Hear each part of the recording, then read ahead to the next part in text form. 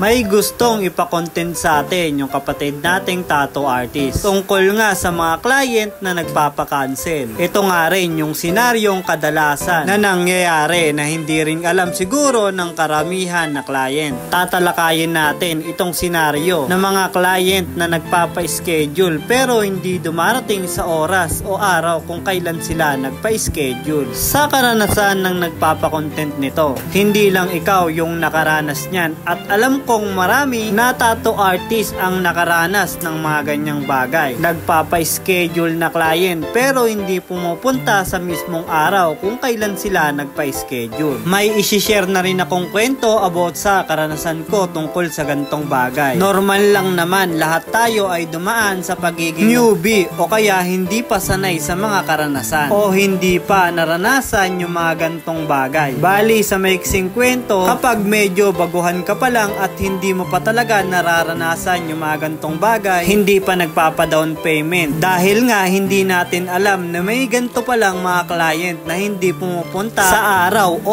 oras kung kailan sila naka-schedule. Dahil nga hindi pa natin naranasan yung mga gantong bagay, masyado tayong sobrang nagtitiwala sa mga client. Dahil yung mga client naman kasi ay maayos na kausap sa umpisa at buo yung tiwala natin na pupunta sila sa araw kung kailan sila naka-schedule. Pero magugulat ka na lang na hindi na sila mag-a-update o ang bilis-bilis lang nilang sabihin na magpapa-cancel sila o magpapa-schedule na lang ulit. Bali, dahil naranasan na natin yung mga gantong bagay o senaryo, nagkaka-knowledge na tayo. Hindi lahat ng nakakausap natin ay maayos talagang kausap. Kaya ang mainam na solusyon para sa gantong senaryo, magpapa-down payment ka talaga para bandang huli ay hindi ka maging talo. Kasi kung tutuusin, tayo yung talo sa bandang huli at tayo yung kawawa. Ang laki ng masasayang sa atin. Dahil pag hindi ka nagpa-down payment, mabilis lang at wala silang atubili na pwede nilang i-cancel o magpa-schedule na lang ulit. Yung mga client kasi na iba ay wala naman talagang pakialam sa'yo. Wala silang pakialam kung anong mangyayari sa'yo nung araw na yon. Para din pala sa mga kaalaman ng mga client na pasaway. Kaya po nagpapa-down payment yung mga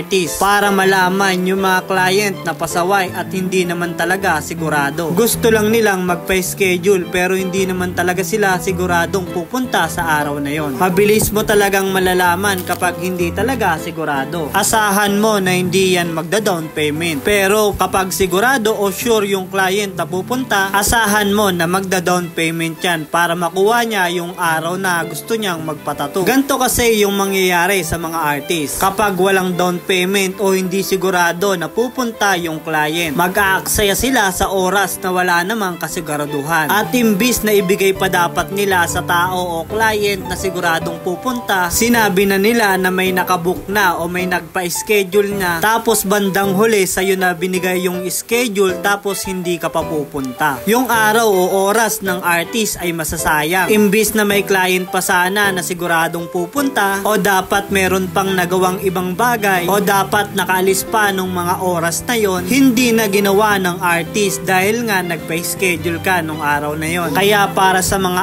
artist na hindi pa nakakaranas ng ganito, kapag na-experience nyo na kagad yung gantong bagay, alamin nyo na kagad kung paano yung gagawin nyo para maiwasan yung mga gantong pangyayari. At para naman sa mga client na walang alam o walang pakialam sa artist, maawa kayo sa artist na nag-aantay sa inyo. Imbis na sana nakahanap pa ng ibang client o may nagawa pang trabaho na iba o nakaalis pa dapat dahil may gagawin, wala nang nagawa dahil nga sa pag-aantay sa inyo. Kaya para sa mga client na nagpapa-schedule, huwag nyong baliwalain yung araw ng artist dahil mahalaga sa kanila yan.